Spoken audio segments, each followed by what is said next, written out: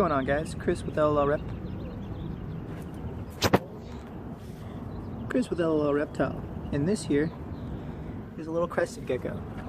And today I'm going to show you guys how to set them up properly in a 12-12-18 terrarium by ZooMed using some awesome decor from other companies such as Exoterra. Let's get started.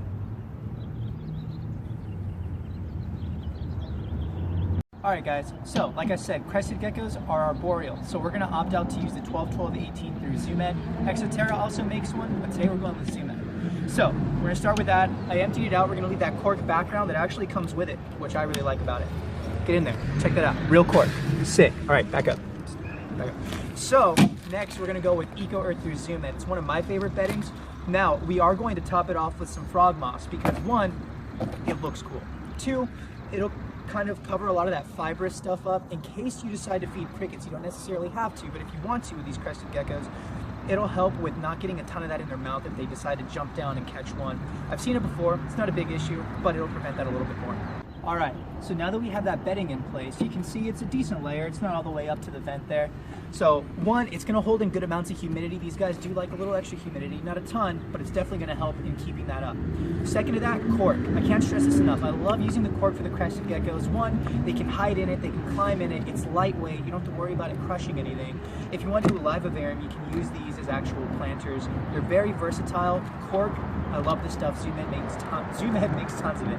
So different sizes, cork flats. I like the bigger ones because if they get in there, it's easier to grab your gecko.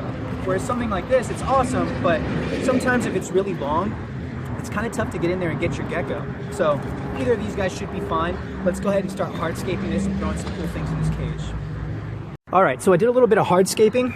So that being said, there's cork rounds in here that they can hide in. Now, even though they look cemented in place, they're not. They're easily removable, which I think is very important. If you do a live vivarium, it's probably stuck in there a little bit more, but this isn't living, so we have the actual ability to just kind of take things, move things as we need to. So that's why I like it. Now, we want to work with the height, so I added some plants and some fake leaves. This is really important, guys, because these geckos, although I would require I would opt out to put a water bowl in there. They actually get a lot of the water, a lot of this moisture from the water droplets that accumulate on these different leaves here. All right, so now we're throwing in some of the ZooMed frog moss here. Now you gotta love this. It comes in sheets. Look at that. That's a perfect right angle. Just to look, it doesn't get much more this is gonna be so satisfying to just put in there. Hold on, wait. I'm gonna feel this in my spine, my OCD. Oh my God. Ugh. Peep it. It was made for this cage. You're kidding me right now. Killing it. Killing it. Jonathan, did you do this on purpose? Also threw in this awesome Gecko Dish here. Now, it's awesome because it's magnetic. You can take these little salsa cups out, reuse them, buy them in bulk. I mean, they're awesome. It doesn't get much cooler than that. Peep it. Peep it. It's lit. Anyways, moving on. Some honorable mentions of things you can toss in there. We use the Exoterra version of the plants there, but ZooMed makes really awesome naturalistic flora as well. Shouts out to ZooMed. And also the jungle vine. Now, I do like to utilize this in a lot of the gecko enclosures. However, I think we did a great job here. We don't necessarily need it because we have lots of places to hide, climb, jump, be an awesome, happy gecko. So there wasn't really a lot of space for this. But if you feel so inclined to use it, I highly, highly recommend it. Jungle vine.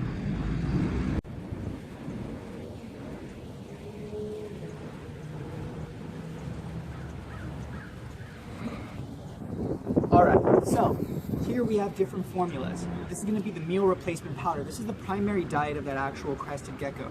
So here on the right, your left, we have Pangaea.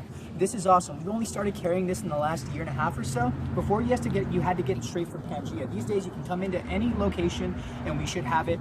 Lots of different formulas. You have the fruit mix in with bugs, which is going to be black soldier fly larvae, which is awesome. Mango, papaya, things like that. Rapashi, this is one of my favorite. I've bred crested geckos for a few years now, and I've used pretty much every formula you can think of that Rapashi makes. Really love it. Exoterra as well as Rapashi make different kinds of formulas like calcium supplements as well, which you don't necessarily need, but in some instances, it's good to have. So, this here, you want to make sure one of them is food, one of them is water. Every formula should have directions on the back, You want to mix it to a consistency that's similar to barbecue sauce or a ketchup. Some people like to make it thinner, some people a little bit thicker. It really all depends on you and your new gecko buddy. So if you guys have something more adult size, kind of like this guy on my face, then I'd recommend going with the 18-18 by 24 instead of the 12-12-18 to raise up a smaller one. Let's go ahead and put him in. Now you can see it's almost an identical replica to the one I made earlier. I just filled it out a little bit more space. Little gecko buddy should have a great life inside of this. Well, that has been our Crested Gecko setup for today. If you guys liked it, don't forget to like, comment, subscribe, and if you want to see other videos like this, let us know in the comment section and we'll try and do the best that we can to accommodate those. So, signing out, let's put this little homie in his new cage.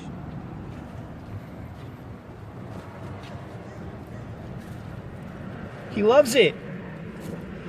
Actually, I think it's a sheep.